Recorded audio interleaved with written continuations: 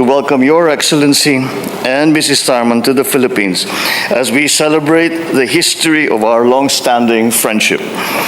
Your visit is a testament to the strong bond between our people and each other's countries over the years. As proof of this kinship, I recall we only recently met in Singapore at the end of May, where I had the privilege to deliver the keynote message at the 21st edition of the Shangri-La Dialogue. And here we are once again, 2 months later, rekindling our personal ties and strengthening our countries. Your visit is timely as we celebrate 55 years of formal diplomatic relations between the Philippines and Singapore. At the heart of our relationship is our people-to-people ties. There are currently approximately 250,000 Filipinos in Singapore and have made a choice to live and work there. These Filipinos, I am proud to say, have made a contribution to the growth of both the Philippines and Singaporean economies and societies in the time that they have spent there.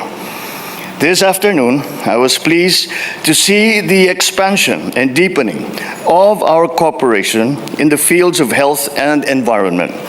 We witnessed the exchange of MOUs in the recruitment of Filipino healthcare workers by Singapore, and as well as the MOU for collaboration on carbon credits under Article 6 of the Paris Agreement.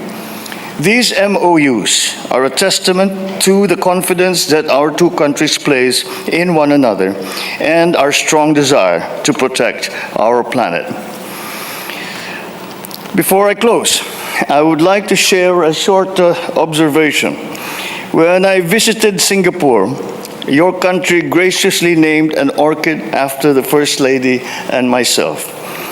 Today, during your visit, I present to you the staircase of Malacanang, the centerpiece of this house and an enduring symbol of our democracy. I note that decades ago, a young Tharman, Shanmugh Garotman, expressed the thoughts in poetry, and his work titled Staircase Block 104. Allow me to recite the last verse of that poem. Screaming past the lightning, then smiling through a missing tooth in the dark turn of the staircase, unquote. Today, the same poet climbed the grand staircase of Malacanang with only smiles, no screams, and with all his teeth. On that happy note, Your Excellency, I would like to express my appreciation once again for your acceptance of my invitation to visit the Philippines. With that, I invite you all to rise and to join me in a toast to the good health and continued success of Your Excellency and Mrs. Tarman, the well-being and prosperity of Filipinos and Singaporeans, and to the further strengthening of the long-standing ties between Singapore and the Philippines. Cheers. Cheers. Mabuhay. So. Thank you.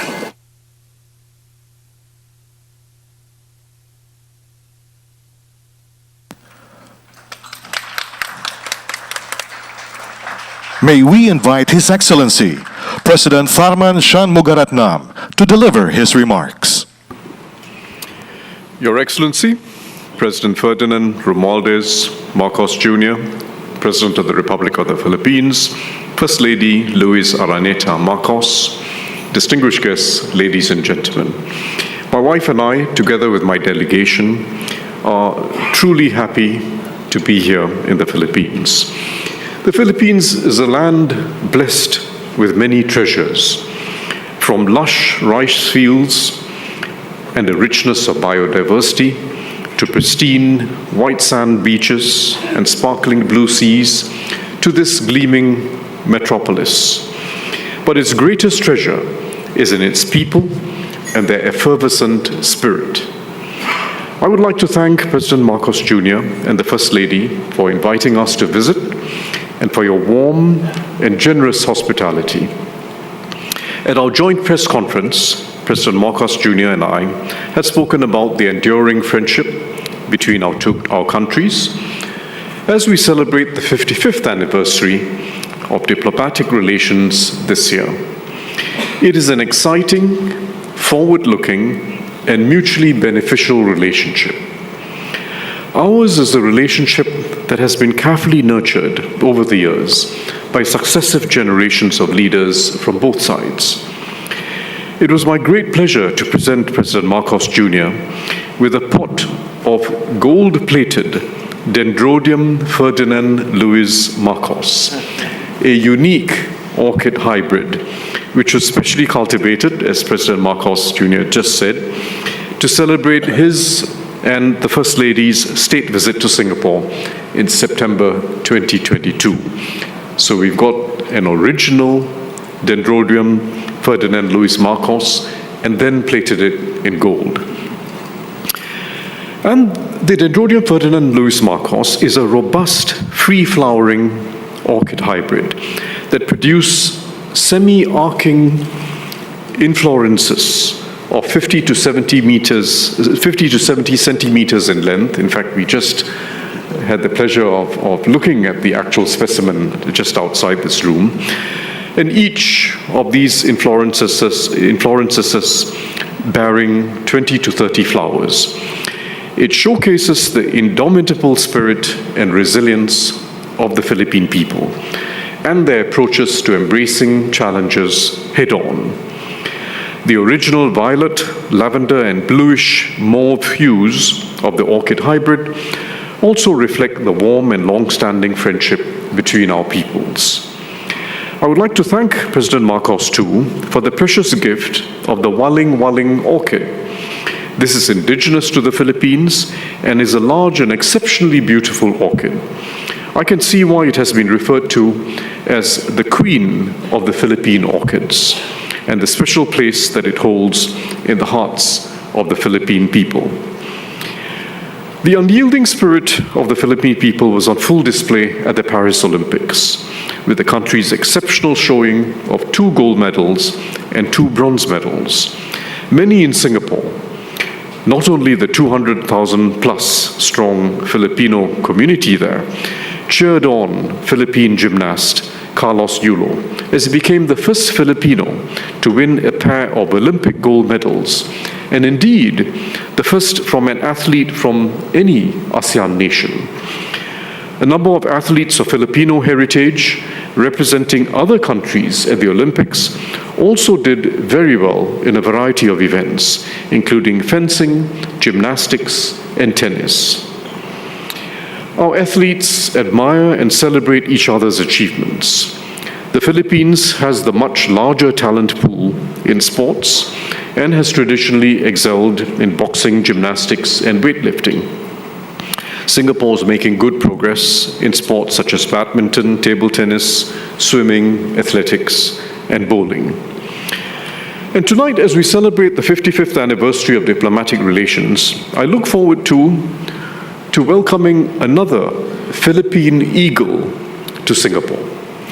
The eagle will join the male eagle that we are now anticipating, waiting expectantly for, will join a female Philippine eagle at Mandai Bird Paradise to establish a breeding pair, symbolizing our shared commitment to conservation and biodiversity protection.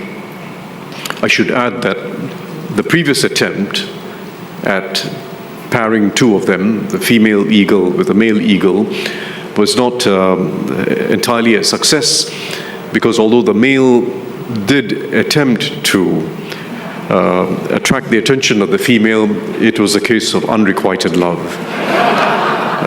This female is quite particular. She wants a male with a good job, reasonably good looking, and I'm sure that these requirements and specifications will be taken into account when we receive the next male Philippine eagle. But it's the loan of the pair of eagles commemorated our 50th anniversary 5 years ago, And so we look forward to adding another for our 55th. The burgeoning linkages between Singapore and the Philippines are an asset for us bilaterally and also offer a strong foundation in the region as it progresses to go towards deeper ASEAN integration. I'm confident that the partnership between Singapore and the Philippines will not only endure, but become stronger and livelier in the decades to come. And the MOUs which we have concluded today and those that are also being concluded over the course of the next day are testimony to that desire to strengthen and grow the relationship between our two countries. Distinguished guests, ladies and gentlemen, may I now invite you to join me in a toast.